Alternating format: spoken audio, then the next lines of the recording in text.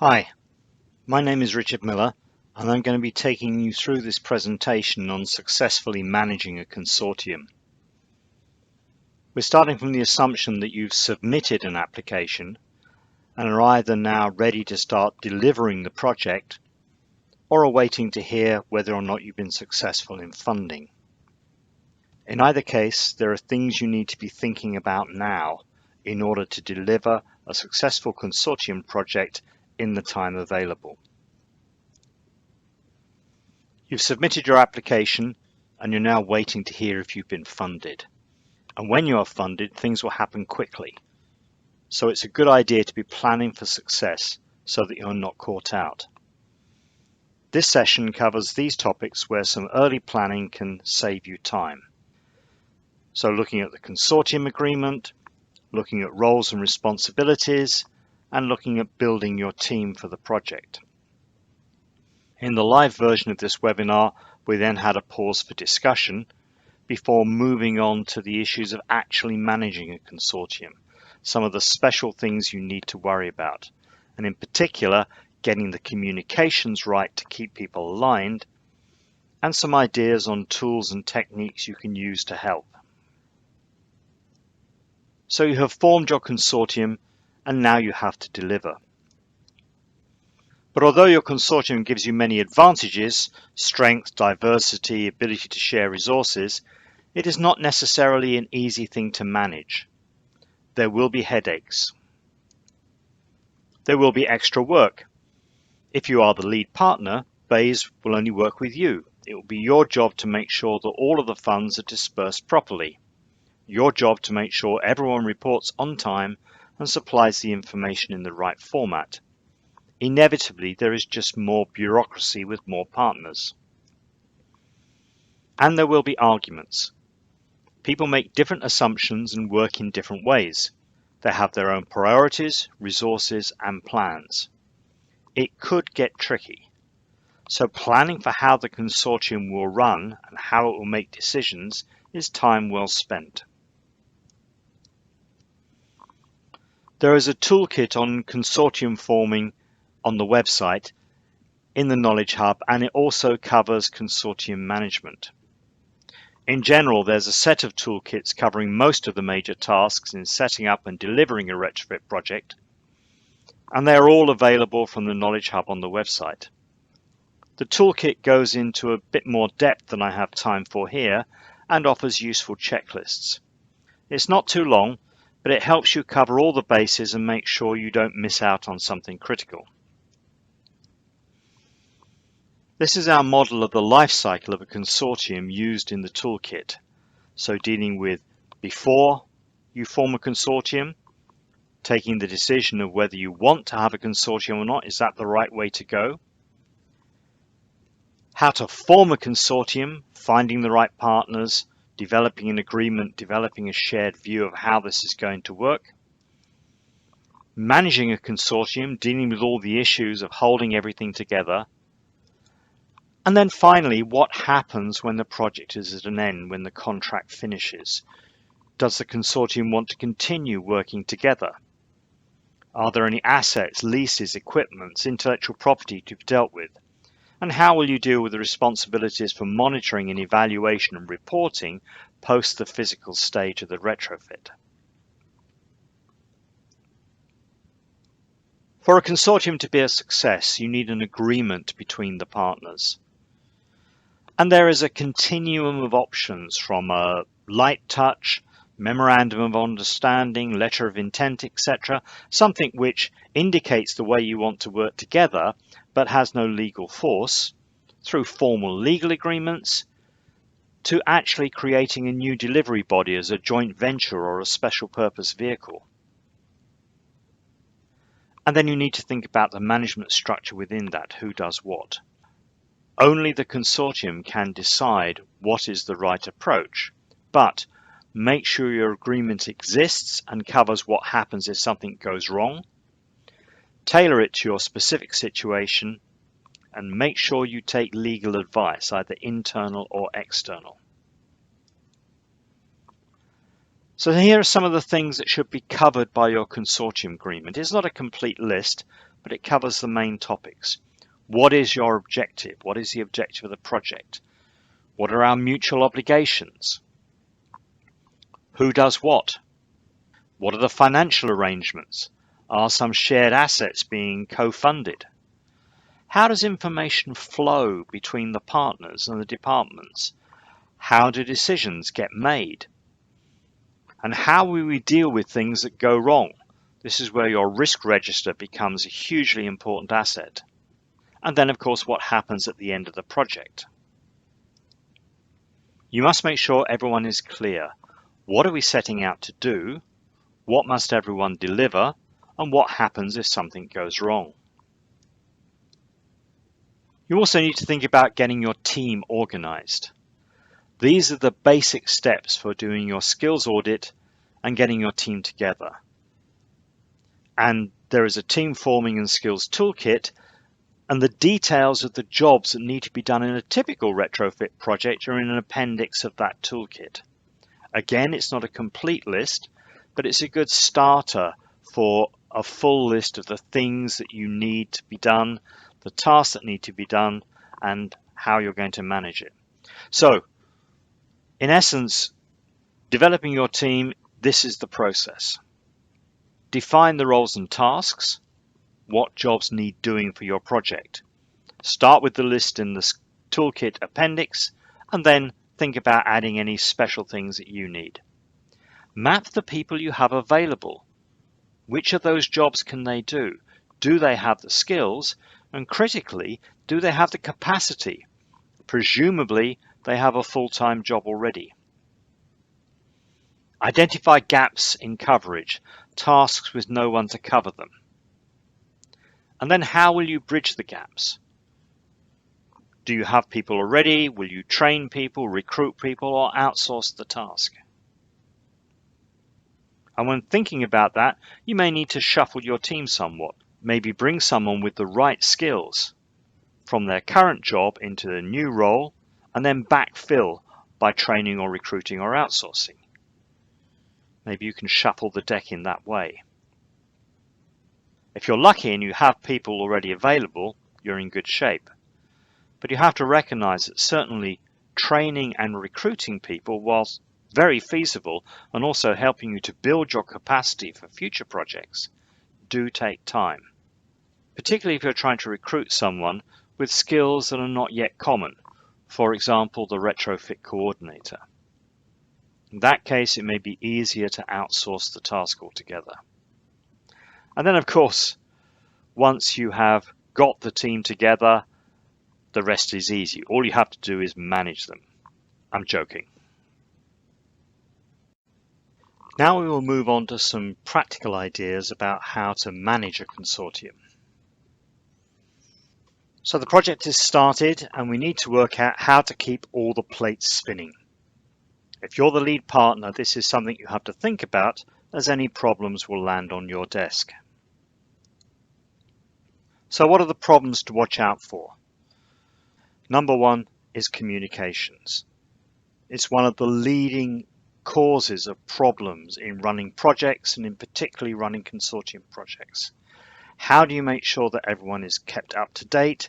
How do you ensure that information flows cleanly and accurately between the parties? The second big problem is hidden assumptions. Everybody has specific ways of working. That's how we do things around here. And these are often completely unconscious assumptions.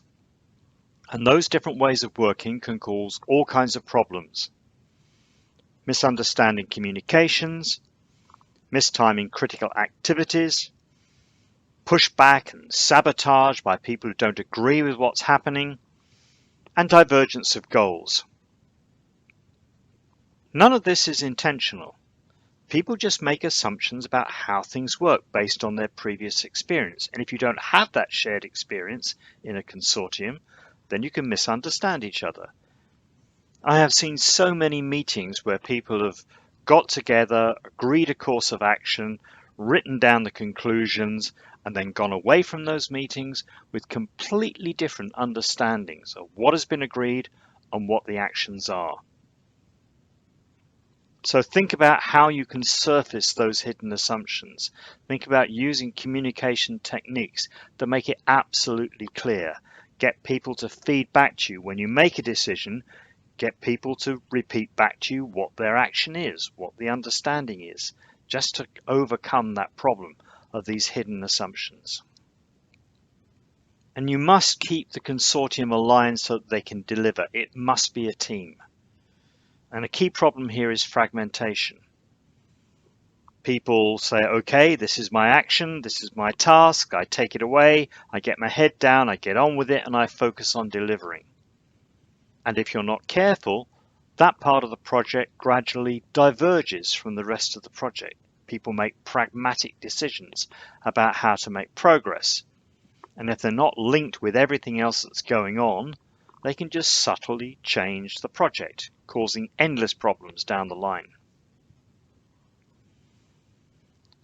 So some tools. It's a good idea to be thinking about how you will work with consortium members and other partners once you get the go-ahead.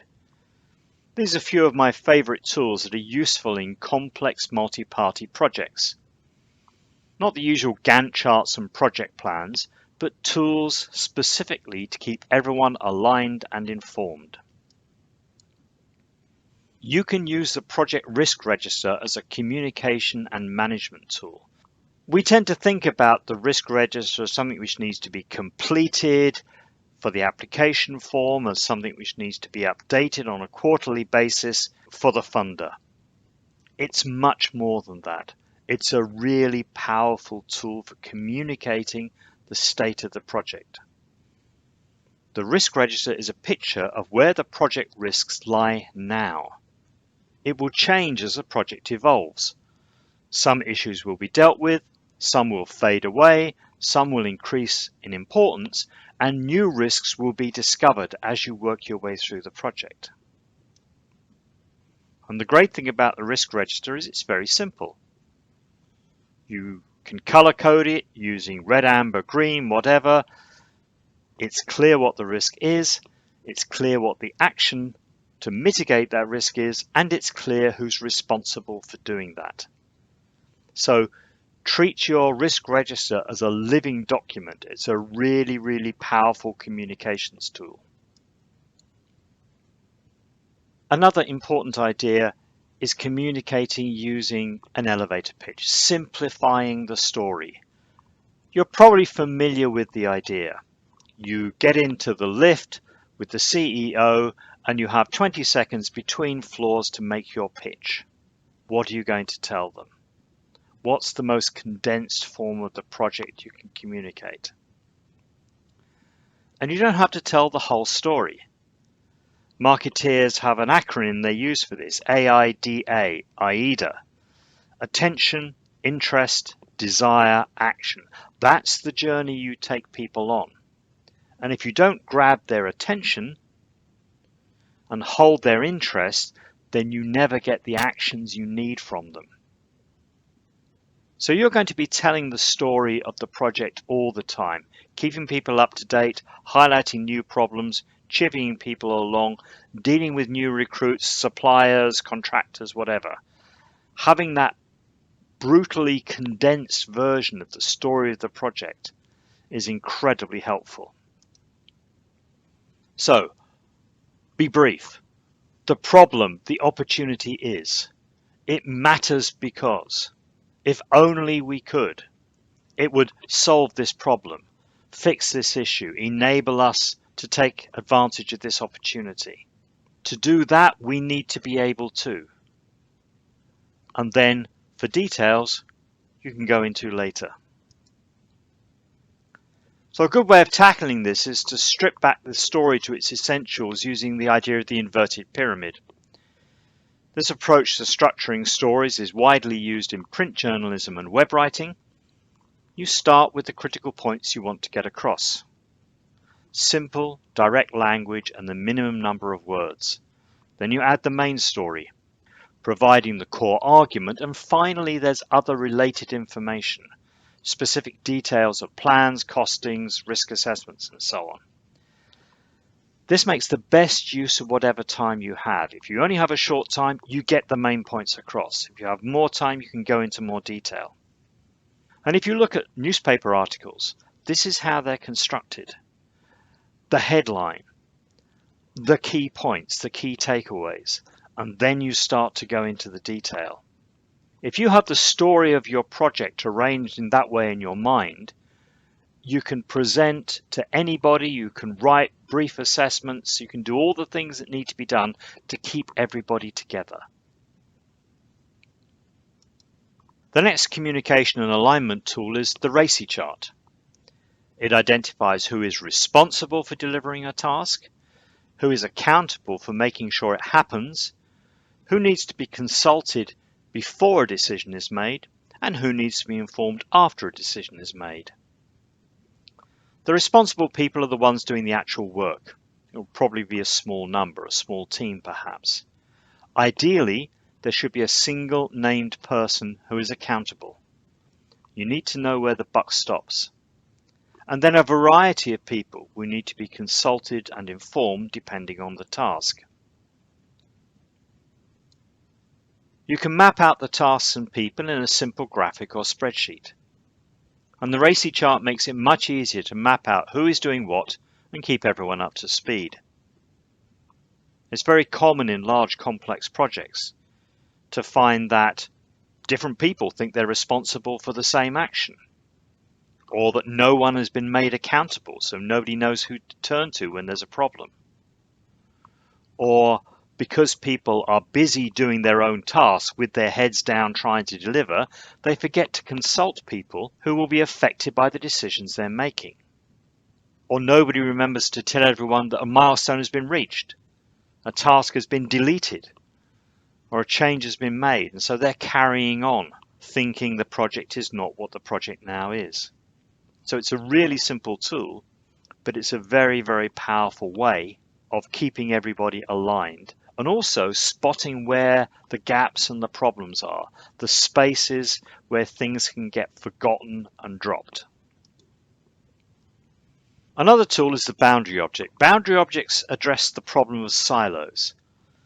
A boundary object is something that sits between different groups and helps neutral communications. It can be a mathematical model, a shared project plan, a roadmap, process maps, all kinds of things. But there are some rules. A boundary object must be co-invented and collectively owned. All the relevant groups must be involved. A boundary object cannot be created by one team and handed over to another. That triggers misunderstanding and not invented here thinking. And so if it's going to be collectively invented and owned, ideally it should be created in neutral territory. If one group hosts the work all the time, it subtly and progressively becomes theirs. So either find a workspace outside the participants, kind of off-site, or rotate the meetings so that everyone is involved and everyone understands they're part of the story. Choose objects that are persistent. Boundary objects need regular use. They should be poked and prodded, revised and appealed to. And make sure they have real meaning to all the participating groups. Something only important to one team is still important, but it's not a boundary object. So a classic example of a boundary object would be your risk register. It captures all the key things going on in that part of the project. It's something which necessarily has to be co-invented and co-owned because everybody has to input to it and everybody has to act on what it discovers. Again, a pretty simple idea, but just by flipping it slightly and making sure you have this co-invention, co-ownership, you can turn all of your core documents, all of your core decision tools into boundary objects that help keep everybody together. The last thing I want to talk about is learning. Learning is an important part of what you want to do in your project. It's about building your capability. So the model I like is from BP, and they've used it for many years, thinking about how to learn in projects. You can apply it to the whole project, but also to every key task. They talk about learning before, what they call the peer assist, learning during, the after action review, and then learning after the project retrospect. There are some notes you can download from my website that go into a bit more detail. So the peer assist is something you do before the project starts. It gathers information from people who've done similar tasks before. It takes the existing learning and feeds it into the new project. So the core team for the project identifies people from outside their immediate team.